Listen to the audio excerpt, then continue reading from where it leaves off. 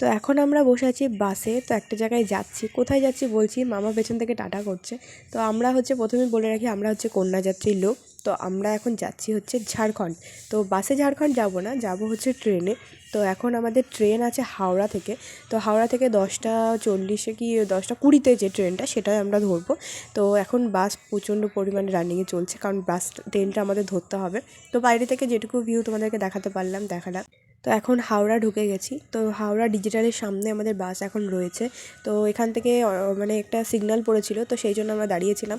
তো ফ্রিজ ট্রিজগুলো খুব সুন্দর লাগছিলো দেখতে, দূর থেকে বিভিন্ন রকমের ছিল। তো মনে হচ্ছিলো কিনে নিই। তো যাই হোক, এখন আমরা ট্রেনে উঠে পড়েছি। তো ট্রেনটা টাইম মতো পেয়ে গেছি। আর এখন সবাই লাগেজ গোছাতে ব্যস্ত। তো দেখো সবাই এখন ব্যাগ গুছিয়ে নিচ্ছে, মানে সেটিং করতে ব্যস্ত। তো সারা রাত আজকে আর ঘুম হবে না। আজকে রাতটা পুরো জেগেই কাটবে, কারণ ভোর 3টেয় আমাদের নেমে যেতে হবে। তো আর আমরা পৌঁছে গেছি হোটেল লাক্সারি ইন। তো এটা ঝাড়খণ্ডেই। তো পুরো রুমটার ভিডিও তোমাদেরকে দেখাচ্ছি। রুমটা প্রচণ্ড বড়সড় ছিল। আর আমাদের যে রুমটা দেবে সেটা আরও বড় হবে। তো যাই হোক, এই রুমটা খুব সুন্দর। এখন ওর বউ তো লাগেজ গোছাতে সব ব্যস্ত, আর আমি এদিকে ব্লগ করতে ব্যস্ত। তো প্রত্যেকটা রুমই সেম, শুধু একটু ডেকোরেশনটা একটু এদিক ওদিক, মানে বাথরুমের ডেকোরেশনটা। তো যাই হোক, একটা রাতের জন্য যথেষ্ট। তো মেয়েও আমাদেরকে অবাক হয়ে তাকিয়েছিল যে আন্টিরা করে কি। তো যাই হোক, এখন ভিডিও বানানো কমপ্লিট। তো আমাদের রুমে এখন গিয়ে দেখাবো। তো চলো, চলে এসেছি আমাদের রুমে। তো আমাদের রুমটা দেখো কত বড় সড়ো রুম, আর কি কত সুন্দর পরিষ্কার ফ্রেশ একদম। তো এখন আমাকে একটু ফ্রেশ হতে হবে, কারণ প্রচণ্ড ঘুম পাচ্ছে। খাওয়া দাওয়া করে তারপরে একটু ঘুমাতে হবে। তো এখন চলে এসেছে খাওয়া দাওয়া করতে ওপরে, মানে একদম টপ ফ্লোরে। তো এখানে খাওয়া দাওয়া হয়। তো দেখো টেবিলগুলো কত সুন্দর করে পাতা। তো মনে হচ্ছে কোনো রেস্টুরেন্টে ঢুকে গেছি। হ্যাঁ, এটা রেস্টুরেন্টই, কিন্তু এটা ওপরে রেস্টুরেন্ট।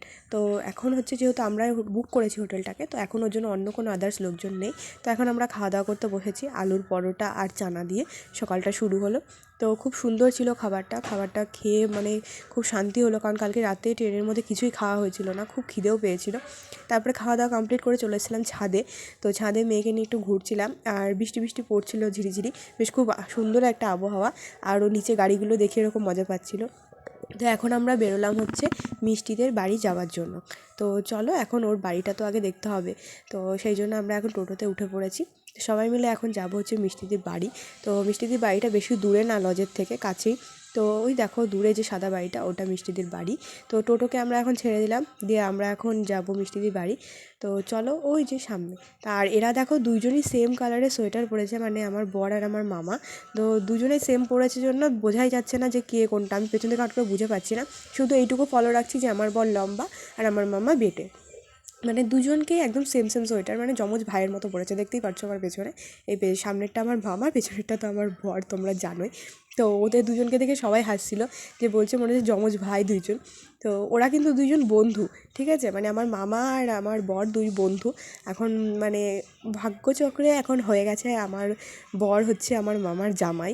তো যাই হোক, এটা মানে হয়ে গেছে। তো চলো, এখন আমরা মিষ্টিদের বাড়িতে চলে এসেছি। তো চারিদিকে দেখো মাঠ, কত সুন্দর একটা পরিবেশ। তো ঝাড়খণ্ডে এরকম একটা পরিবেশ দেখতে পাবো আমি কখনো আশা করেছিলাম না। আমি ভেবেছিলাম হয়তো শুধু পাহাড় দেখতে পাবো, মাঠ এখানে দেখতে পাবো ভাবিনি। তো যাই হোক, এখানে এক ধরনের কল দেখতে পেলাম, যেটা আমাদের এখানে নেই। দেখো কলটা কীরকম সিস্টেম। এইখানকার লোককে জিজ্ঞেস করলাম, ওনারা বললো যেহেতু জলটা পাথরের তল থেকে আসে, তাই